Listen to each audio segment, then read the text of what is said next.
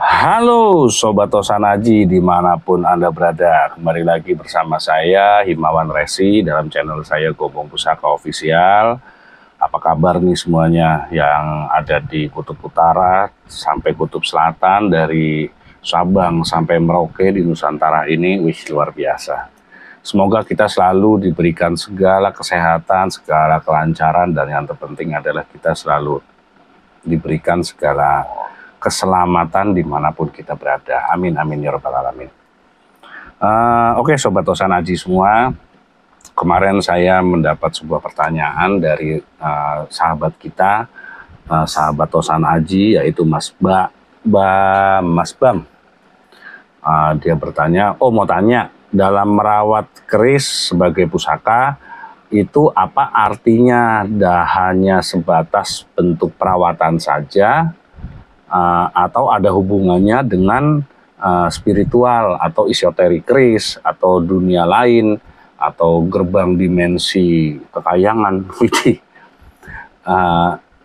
dan lagi seperti jamasan, mengalungi keris dengan melati, mengolesi dengan minyak dan sebagainya.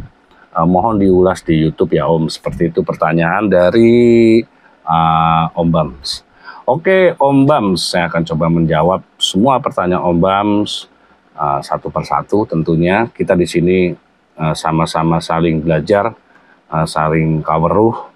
Tentunya dari mana saya bisa tahu ya, karena saya juga banyak belajar, banyak membaca, banyak bertanya kepada senior-senior tentunya. Tapi sebelum saya jawab, seperti biasa, bikin kopi yang kental, siapkan sigaret, jangan kemana-mana, tetap di channel saya.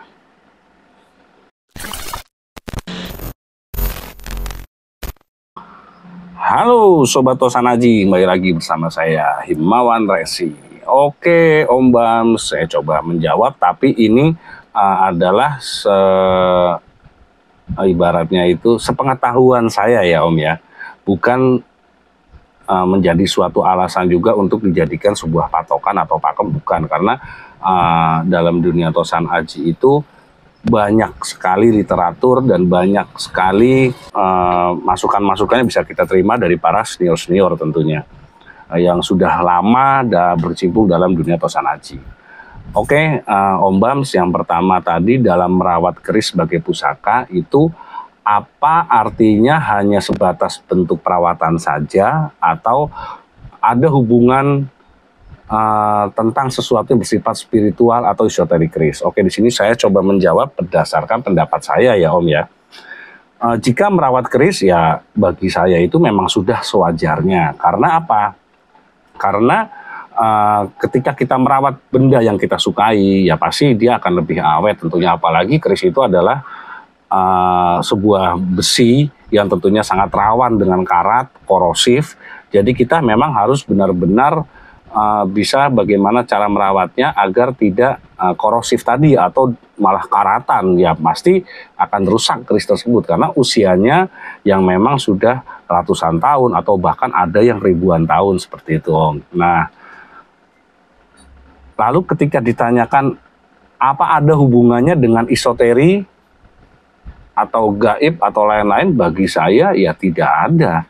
Ketika keris itu tidak dirawat atau tidak dibersihkan, dibiarkan karatan, ya sudah, karena dia benda adalah benda. Dia rusak, seperti itu kan sayang kalau rusak nanti ketika sampai di keturunan kita semakin rusak, lama-lama keripis, tinggal selidi bentuknya, ya tidak ada yang bisa kita rawat, kita uri-uri seperti itu. Jadi bagi saya pribadi, ketika adakah hubungan dengan spiritual? Ya saya jawab tidak ada. Karena kenapa? Karena nilai spiritual atau orang yang melihat dari sisi esoterik keris itu kembali kepada individu masing-masing. Nah, karena esoteri itu adalah merupakan suatu pendapat, opini dari beberapa yang memang mereka mendalami tentunya mendalami spiritual ya, itu tidak ada tolak ukur atau tidak ada batasan-batasan tertentu. Jadi ya bebas saja seperti itu. Tapi kalau bagi saya pribadi Tidak ada, karena saya berpegangnya tetap pada prinsip saya tentunya. Seperti itu Om Bam. Oke, sekarang pertanyaannya selanjutnya tadi apa ya Om? Saya kok lupa. Dalam merawat keris tadi udah saya jawab, merawat gimana. Nah terus, nah sekarang merawatnya seperti jamasan itu gimana? Apakah sebatas perawatan atau wajib atau tidak seperti itu? Oke, saya akan coba jawab lagi dari sisi jamasan di sini ya. Sekarang gini Om, orang Jawa biasanya itu segala sesuatu hal pasti ada sebuah nilai-nilai yang terkandung di dalamnya, nilai-nilai filosofi yang ada tentunya berkaitan dengan adat istiadat tanah Jawa leluhur kita zaman dahulu seperti itu. Sekarang mengenai jamasan, jamasan itu sekarang saya akan coba membabar arti dari jamasan dulu ya Om ya, sebelum kita membahas penting apa enggak sih jamasan itu kan ya, seperti itu. Nah, dari berbagai macam literatur yang saya terima, yang saya baca, yang saya dengar, nah jamasan sendiri ini dia berasal dari kata jamas yang artinya adalah cuci, membersihkan atau mandi. Jamas adalah sebuah bahasa Jawa kromo inggil atau tingkatannya dia halus seperti itu. Nah sementara jika diartikan dalam bahasa ngoko, atau ngoko itu istilah bahasa Jawa tapi sedikit kasar ya, paling kasar lah bisa dibilang, jamasan disebut dengan kumbah gitu. Kumbah itu sehingga jamasan bisa diartikan sebagai suatu kegiatan mencuci atau membersihkan atau memandikan atau mengumbah keris atau pusaka-pusaka kita seperti itu. Ini rokok saya mati, kayaknya enaknya sambil ngerokok ini ya sobat. Ini maaf loh sobat semua. Nah, sedangkan pusaka adalah sebagai benda yang dikeramatkan bagi sebagian orang, apalagi pada budaya Jawa ya tentunya ya, atau dipercaya mempunyai sebuah kekuatan tertentu. Karena apa? Karena dia menyimpan sebuah doa dari masa lalu, dari empu yang memang harus kita jaga. Dengan cara apa ya? Tentunya kalau kita menjaga doa ya dengan kebersihan kan seperti itu sobat. Mana ada doa yang suka dengan kotor, yang nggak ada. Nah seperti halnya gong, keris, tombak, kereta pusaka, atau berbagai macam jenis pusaka-pusaka lain yang memang dikeramatkan, atau keramat itu artinya gini loh, dihormati seperti itu. Kita sangat segan atau sangat menghormati lah istilahnya, menghormati sekali ini benda ini. Karena apa? Karena memang tinggalan leluhur kita dan mempunyai banyak sekali istilahnya itu perjalanan lintas waktu, menyimpan sebuah cerita di dalamnya, tentunya ada doa, sejarah, kisah di dalam itu. Jadi kita mengkeramatkan benda tersebut atau menghormati, menyegani benda tersebut. Nah dengan demikian jamasan pusaka lalu diartikan sebagai sebuah kegiatan mencuci senjata seperti itu sobat semua, yang biasanya dilakukan di bulan Suro, khususnya persis di malam tanggal 1 Suro. Suro itu sendiri adalah bulan pertama dalam penanggalan Jawa yang diyakini sebagai bulan yang sakral. Karena di dalam bulan Suro itu sangat penuh larangan dan pantangan tentunya bagi masyarakat Jawa.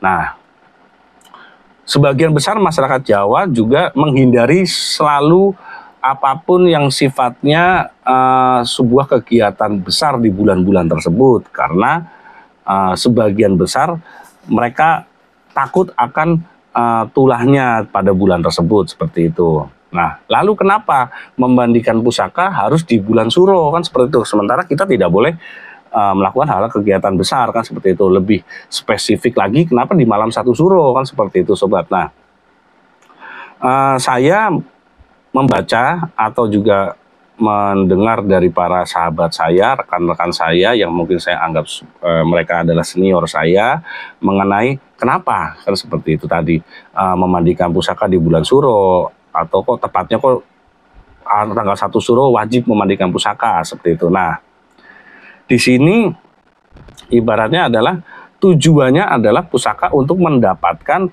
keselamatan, perlindungan, dan ketentraman. Bagi siapa? Tentunya bagi pemilik, bagi orang yang ada di sekitar pusaka itu berada, seperti itu Sobat semua. Nah, sebab bagi sebagian masyarakat Jawa, benda-benda pusaka tersebut dianggap mempunyai sebuah kekuatan gaib ya bagi sebagian, tapi bagi tentunya bagi saya pribadi bukan kekuatan gaibnya yang ditonjolkan, tapi mempunyai sebuah kekuatan doa dari si pembuatnya. Kenapa kok kuat sekali doanya?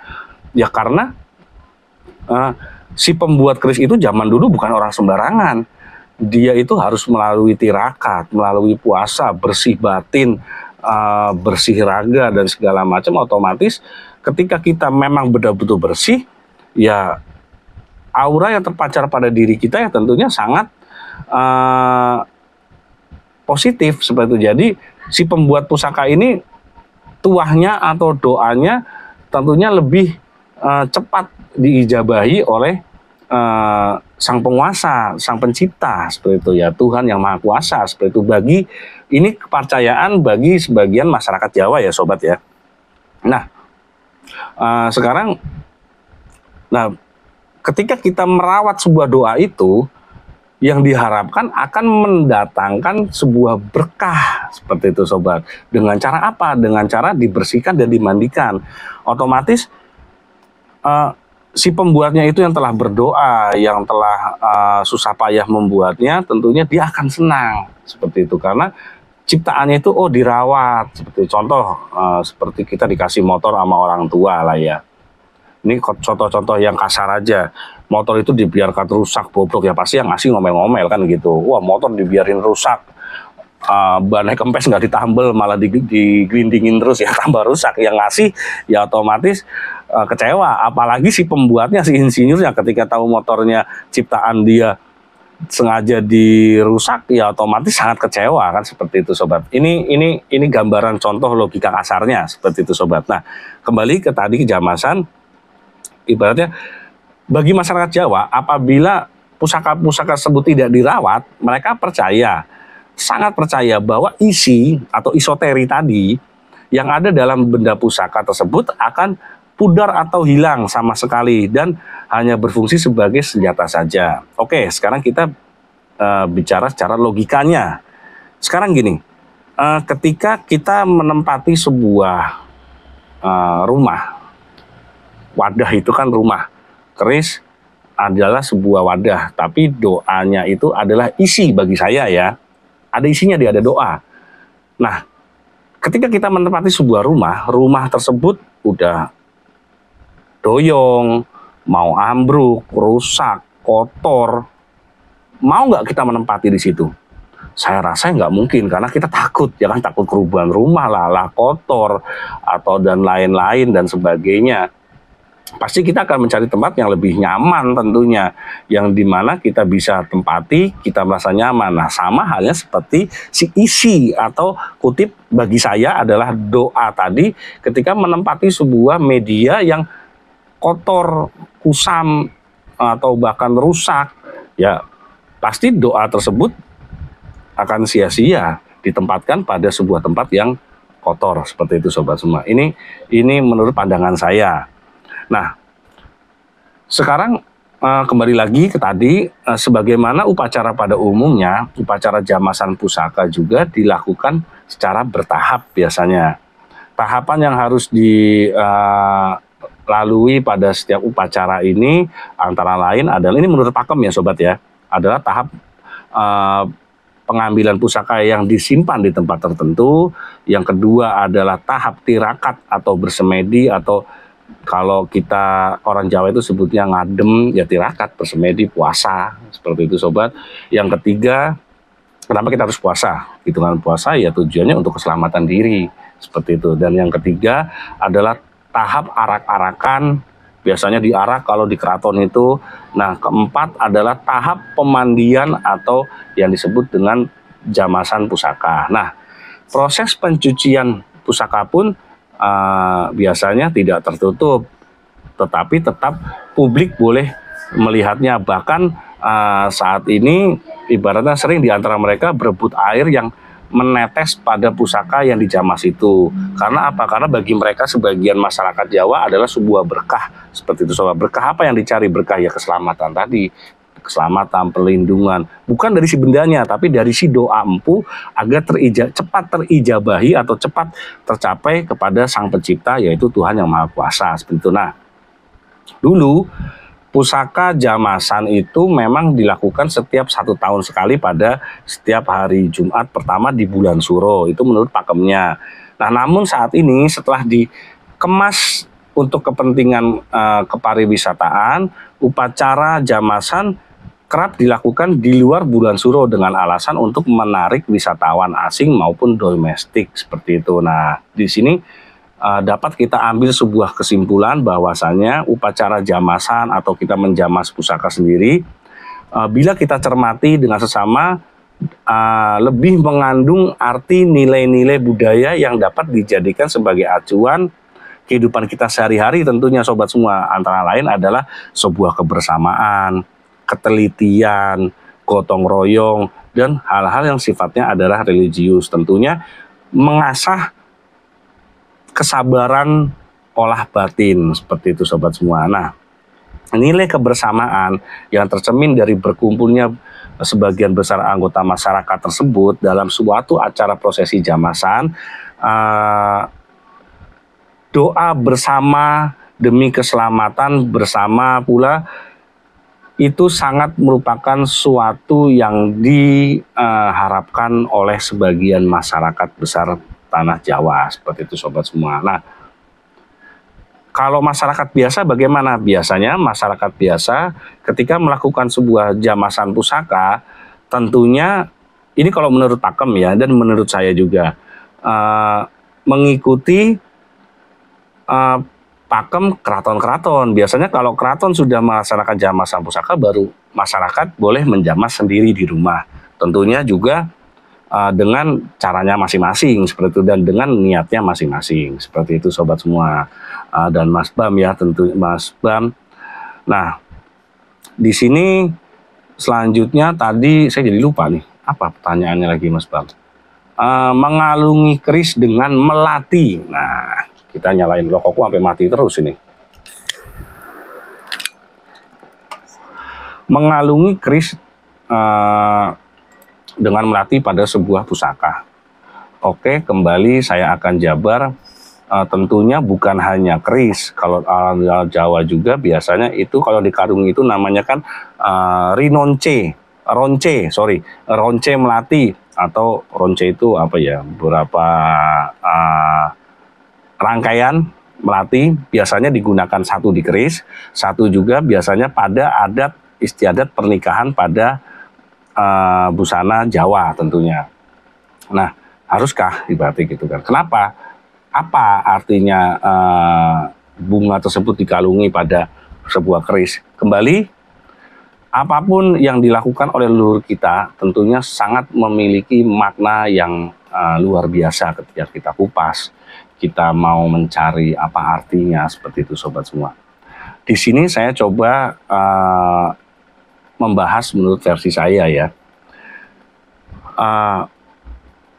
Pengalungan sebuah melati rinonce itu ternyata setelah saya baca-baca memiliki sebuah sejarah khusus, seperti itu sobat semua.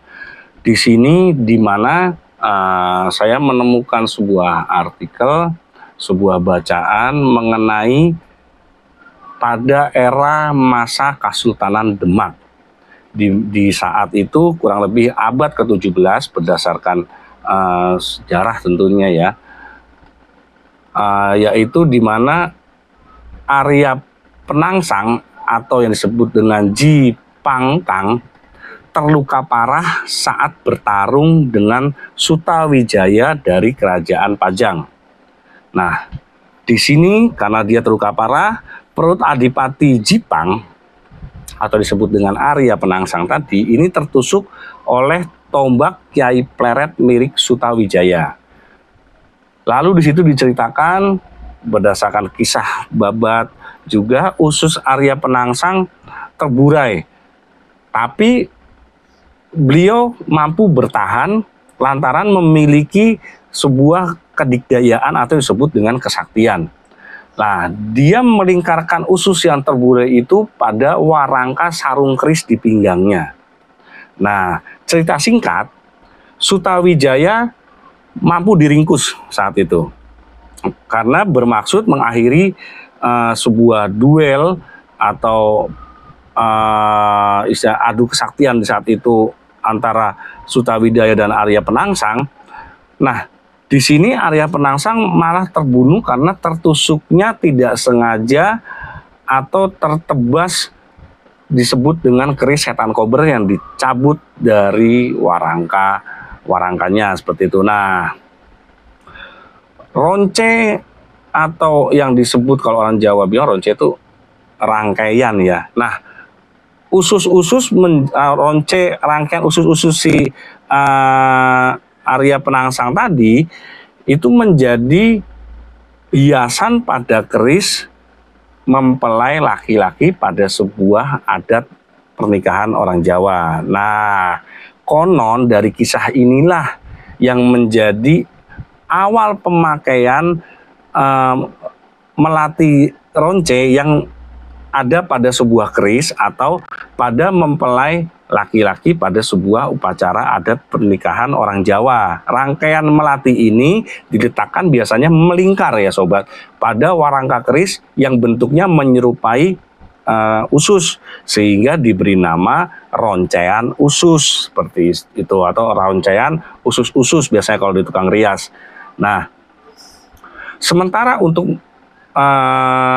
mempelai perempuan ini terlepas dari pusaka tadi kenapa warangka dikalungi ronce ya, ini sejarah utamanya dulu. Melati ronce itu ronce melati ronce itu pamor. Ronce melati yang digunakan biasanya berupa roncean tibododo. Roncean tersebut terdiri atas 3 untai melati yang berbentuk biasanya bawang sebungkul. Nah, roncean tersebut menjulur dari kepala pengantin wanita ini ya, menjulur dari kepala hingga menyentuh salah satu dada, meski ada pula yang menjulur sampai pinggang biasanya sobat semua. Nah, kenapa melati yang dipilih kan seperti itu? Kenapa nggak bunga lain, bunga sakura, bunga tulip, bunga lain-lain seperti itu? Sebentar sobat, mati lagi. Nah, melati bagi masyarakat Jawa tentunya menjadi bunga utama dalam pembuatan ronce-ronce. Sebagaimana banyak perayaan adat tentunya di masyarakat Jawa, bunga nasional beraroma semerbak ini memang selalu menjadi bagian penting dalam wewangian perayaan itu. Konon itu karena melati melambangkan sebuah kesucian. Seperti itu sobat. Khusus untuk pembuatan ronce, melati yang digunakan adalah biasanya yang masih cungkup atau belum mekar dengan ukuran yang kecil-kecil. Nah, ini merupakan perlambang adalah mengandung arti keindahan dalam kesederhanaan dan sebuah kerendahan hati. Seperti itu sobat semua. Jadi ketika kita mikir apakah harus keris itu dikasih bunga ronce, tergantung bagaimana kita menyikapinya dan tergantung bagaimana kita menata sebuah istilahnya karya seni itu menjadi lebih indah dan lebih terlihat sakral tentunya dengan nilai-nilai filosofi yang ada seperti itu sobat semua. Dan tentunya Mas Baim ini yang bisa saya jabarkan mengenai apa itu tadi jamasan, apa itu tadi bunga ronce yang mengalun pada sebuah warangka ya Mas, ya Om ya ibaratnya. Oke. Lalu apalagi tadi Mas, apakah harus mengolesi minyak seperti itu? Kenapa harus diolesi minyak? Sebetulnya kalau diolesi minyak itu kita pakai minyak yang sederhana aja, minyak yang tidak ada campurannya atau yang disebut dengan minyak murni. Tujuannya apa sih? Tujuannya ya agar terjaga dari karat tentunya dan korosi. Karena apa? Karena itu besi kembali. Ketika besi diberi perumas, otomatis akan lebih awet istilahnya. Tapi istilahnya apa sih hubungannya harus selalu diberi minyak, dijaga? Nah, di sini ini ada lagi nilai-nilai filosofinya. Apa? Seperti itu. Wah, ini enak ini. Mau dibuang sayang, ya kan? Tanggung.